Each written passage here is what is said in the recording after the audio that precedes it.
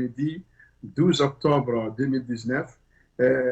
Nous sommes là pour notre chronique de la semaine, la chronique présentée par le professeur Moussa Issifou, une chronique qui essaie d'analyser la situation politique et économique de la semaine en Afrique. Depuis la semaine passée, nous avions commencé une émission spéciale que nous avons appelée l'autopsie de la dictature des 53 ans de Gnassingbé.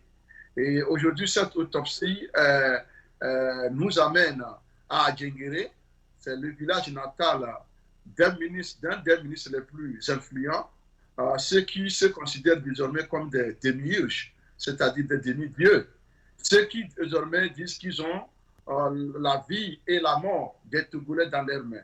Et je veux parler de Payaoudoua Doupessi, qui est du village d'Adjengere, le village où il n'y a pas de piste praticable. Comme vous le voyez, je pense que les faits parlent d'eux-mêmes. Nous n'avons pas besoin d'inventer. Ce qui est un peu anormal, c'est que vous voyez un militant du parti au pouvoir qui est en train de se battre avec sa moto parce que là où il est en train de circuler, c'est karma, c'est pas des ravins, c'est karma et ravin. Et le gars essaie tant bien que mal. Et ici, c'est la moto qui est en train de le conduire, ce n'est pas lui qui conduit la moto.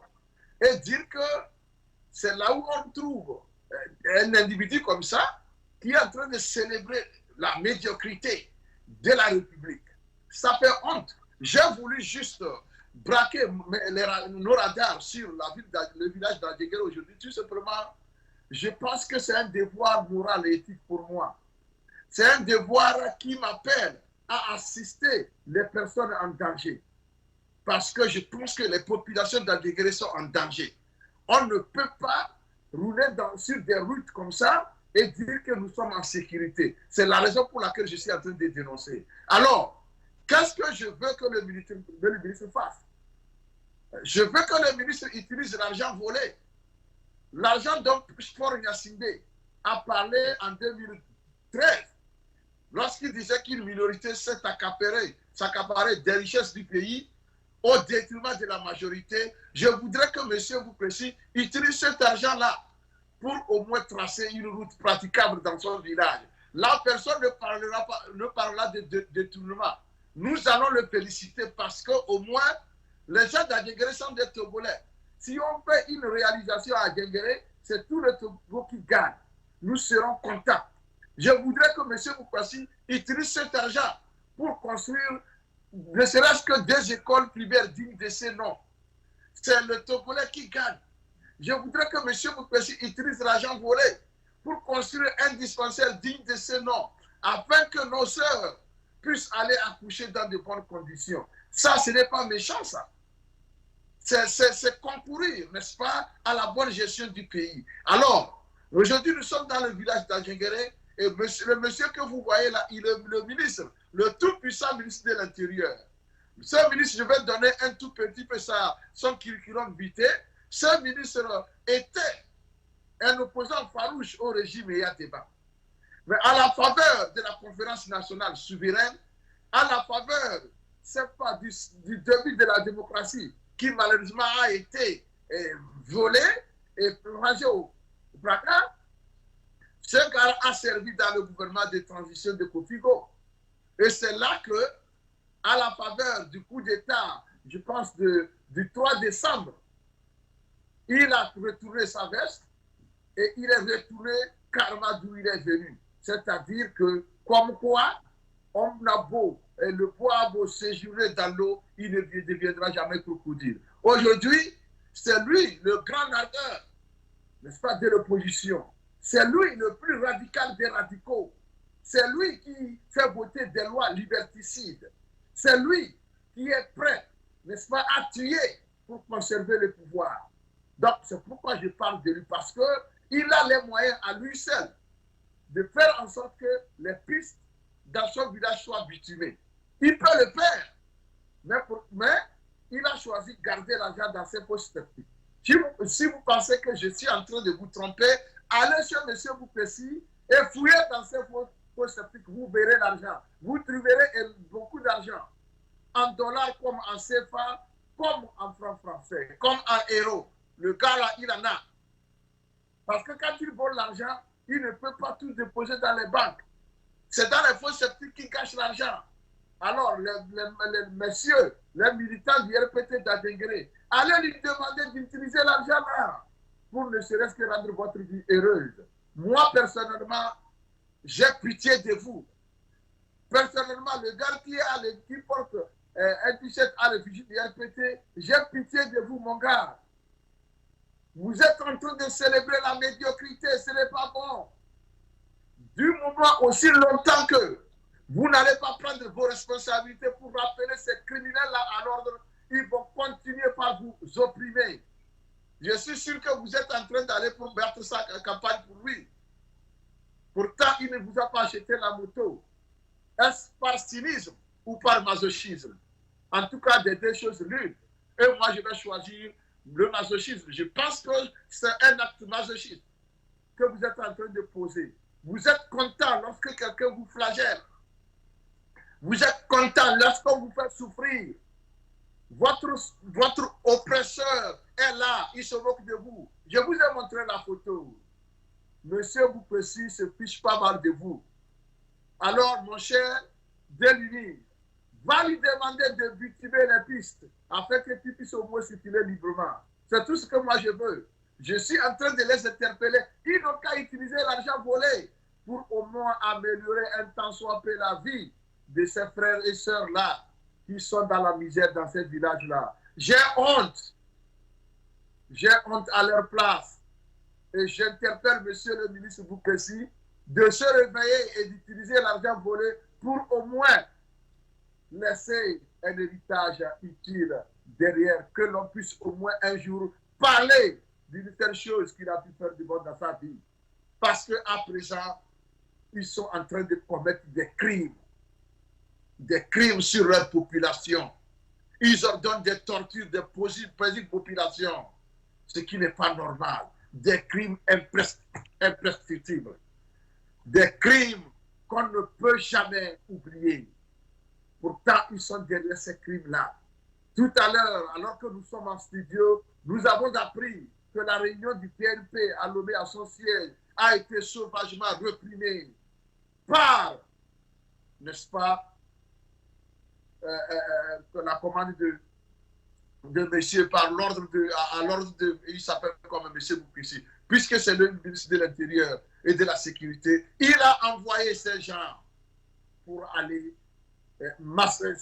mater les populations qui sont venues même pour participer à une réunion. C'est ça qu'on appelle la gouvernance. Il est allé, la sauvagerie inouïe que vous avez, c'est pas, vous avez opposé aux gens aux mains nues. Ça ne vous honore pas. Ayez quand même un peu de décence. Monsieur le membre, monsieur le ministre, vous pensez que la répression aveugle des réunions des partis politiques, c'est ça qui va consolider votre pouvoir? Nous savons désormais que nous sommes dans une monarchie. Et le monarque s'en moque. Mais je vais vous dire qu'il y a eu des monarchies plus puissantes que vous. Allez demander aux Français, avant 1789, est-ce que quelqu'un aurait pensé que Louis XVI ou qui que ce soit subira le sort qu'il a subi? Personne. Mais qu'est-ce qui s'est passé? Allez demander aux grands monarques des temps anciens. Ils sont partis un jour, un matin, comme ils sont venus. Lorsque le peuple a dit que ces monarques, c'est fini, c'est fini. Alors, monsieur Boupessi, vous pouvez vous croire plus puissant aujourd'hui parce que vous avez fait infiltrer l'armée togolaise par une milice qui ne dit pas son nom, qui est là, qui porte des treillis, mais nous savons que c'est une milice. Parce qu'une armée républicaine ne se comporte pas comme cela. Une armée républicaine ne va pas mater une réunion qui est pourtant une réunion de sensibilisation et de mobilisation de ces militants. Au lieu de faire mater des pauvres populations militants, vous voyez bien de prendre ce temps pour penser à comment reconstruire les routes que vous avez vous-même détruites. Quelle méchanceté! Vous pensez qu'en matant les populations, les gens vont se taire? Non. Aussi longtemps que vous aurez cette passe, cette envie de garder le pouvoir à vie, vous verrez, vous trouverez les Togolais, et moi y compris, sur votre chemin. C'est comme ça que ça va se passer. Comme on le dit souvent, l'enfant qui jure l'insomnie, qui promet l'insomnie à sa maman, n'a qu'à aussi s'apprêter à subir cette insomnie. Parce que pour que sa maman ne puisse pas dormir, cet enfant doit être éveillé. Donc, désormais, c'est l'histoire du Togo, c'est l'histoire du peuple togolais et vous, les criminels de la République.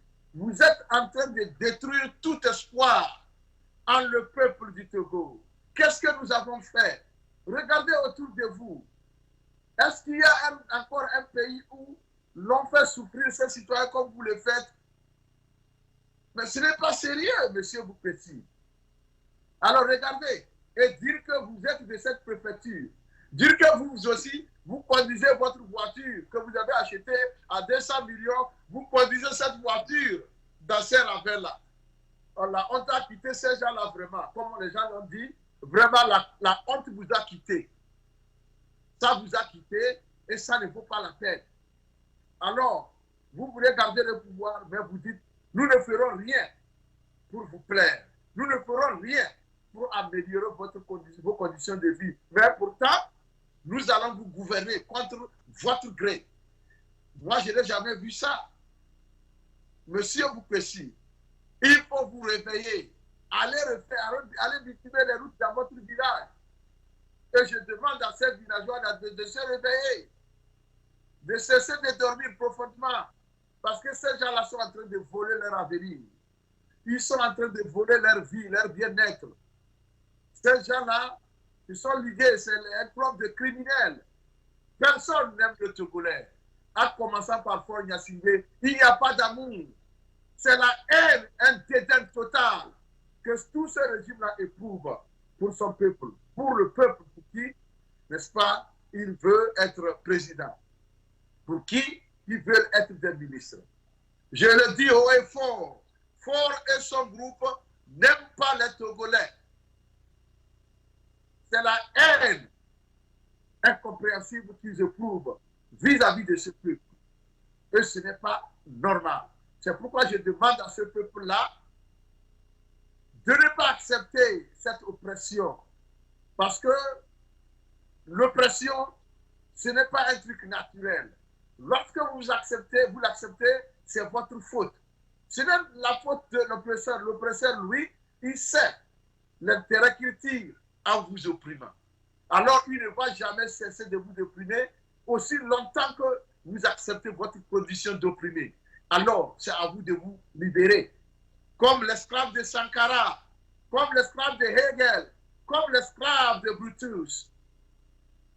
Tous ces esclaves-là sont les libres, mais aussi longtemps qu'ils accepteront leurs conditions, aussi longtemps qu'ils démissionneront devant leurs responsabilités, aussi longtemps qu'ils refuseront, n'est-ce pas, de se soulever pour renverser, n'est-ce pas, les rapports de force, inverser les rapports de force, ils seront toujours esclaves. Eux, les maîtres, malgré sa condescendance, sera maître à vie. L'histoire du Togo s'apparente à une histoire d'un esclave et de son maître qui n'a aucune volonté de l'affranchir un jour, qui attend que l'esclave prenne conscience de lui-même et qu'il puisse, n'est-ce pas, lutter sans relâche. Je vous disais la fois passée en citant France Fanon, je faisais analogie, n'est-ce pas, à son roman, Peau noire, masque blanc, où il parlait, n'est-ce pas, de la lutte anticoloniale entre le colonisateur et le colonisé, où il disait que c'est une lutte mortelle, parce que ni l'un ni l'autre ne veut jamais céder sa place, ne veut jamais céder la place qui est là, parce qu'il n'y a qu'une seule place qui est la place du bonheur. C'est la place du colonisateur qui est la place la plus enviée.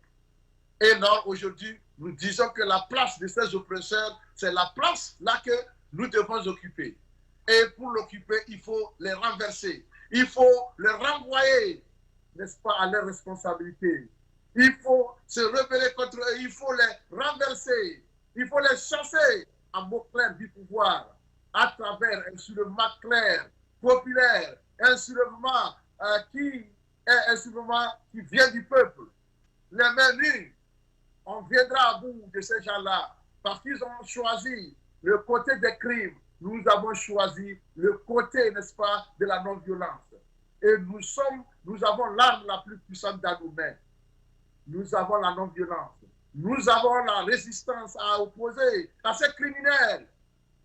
Parce qu'aujourd'hui, nous ne sommes plus, il n'y a plus de doute que ces gens-là ont décidé de commettre des crimes sur leur propre population. Combien de morts n'avons-nous pas compté depuis 90 à nos jours? Plus tout récemment, combien de morts d'enfants n'avons-nous pas compté depuis 19 août 2017? Et dire que ces gens-là sont encore prêts à être là, pendant combien de temps ils seront là? Pendant combien de temps allons-nous nous taire? Pendant combien de temps le peuple togolais va assister à sa destruction en spectateur désabusé? Pendant combien de temps le temps de cette attente va durer? Alors, chers Togolais, il est temps de nous en indigner. On doit s'indigner tout simplement parce que nous sommes en train d'être déshumanisés par la forme de gouvernance que ces gens-là sont en train de nous imposer. Nous devons nous en indigner par rapport à tout ce qui se passe. Indignons-nous ensemble, mais que ça ne s'arrête pas là. Que cette indignation puisse, n'est-ce pas, nous amener à nous révolter. Et que cette révolte puisse nous amener à chasser ces gens-là, n'est-ce pas, du pouvoir, puisqu'ils ne méritent pas d'être nos dirigeants. Ils ne nous méritent plus. Ils ont perdu toute légitimité parce que le pouvoir public s'exerce au profit des populations. Lorsque le pouvoir public ne s'exerce plus au profit des populations, mais au profit des usurpateurs, ce pouvoir n'a pas, n'est-ce pas, le droit d'être. Il faut mettre fin à ce pouvoir. Et le peuple seul est souverain. Nous ne sommes plus dans une république au Togo. Nous sommes dans une monarchie que ceux qui ont des oreilles entendent, et ceux qui ont des yeux voient, et que ceux qui ont des langues parlent. Et haut et fort que nous avons quitté la République. Nous sommes désormais dans une monarchie criminelle qui ne veut plus laisser qui que ce soit respirer. Nous avons entamé maintenant la phase d'asphyxie. Ils vont nous asphyxier dans nos maisons parce qu'ils ne veulent plus que l'on parle. Ils ne veulent plus que l'on fasse la réunion. Ils ne veulent plus voir des Togolais regroupés en 3 ou 4 personnes. Nous avons quitté la République. Alors, je vais profiter de l'occasion, avant de clôturer cette rubrique, pour condamner avec la dernière rigueur la sauvagerie de notre âge qui s'est abattu sur les militants et sympathisants du PNP à Lomé aujourd'hui, alors qu'ils s'apprêtaient à tenir leur réunion hebdomadaire. Je condamne le ministre des tutelles en charge de cela. Je condamne ces miliciens qui ont infiltré l'armée togolaise et qui se permettent ces comportements. Je condamne tous ceux-là qui bénéficient de ces sauvageries. En premier lieu, le chef de l'État, Faure Gnassingbé. C'est le bénéficiaire principal. Je condamne ces comportements. Ce n'est pas républicain. Je vous remercie.